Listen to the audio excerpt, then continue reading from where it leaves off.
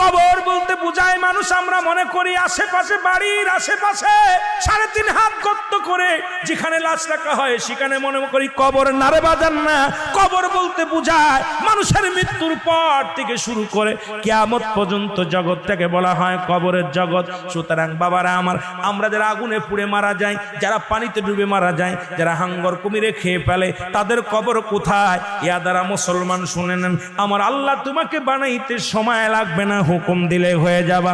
সুতরাং মৃত্যুর পর থেকে শুরু করে কিয়ামত পর্যন্ত জগৎটাকে বলা হয় কবর। এই কবরে যেদিন শোয়া দিবে, 1 নম্বরে আসবে একজন ফেরেশতা, তার নাম হলো নোমান ফেরেশতা। মুসলমান শুনে নেন, আমরা জানি কবরে শোয়ানো পর মুনকার নেকির আসবে। এই ভাইরা আমার, মুনকার নেকির আসার আগে নোমান ফেরেশতা আসবে, কবরে ঢুকে যাবে। সব মুসলমান ডাকতে বলবে, ভাই ওঠো, তোমার ভিতরে রূহটা দেয়া হলো। আজরাইল আলাইহিস সালাম রূহটা বাইর করেছে, আমার আল্লাহ তোমাকে জানটা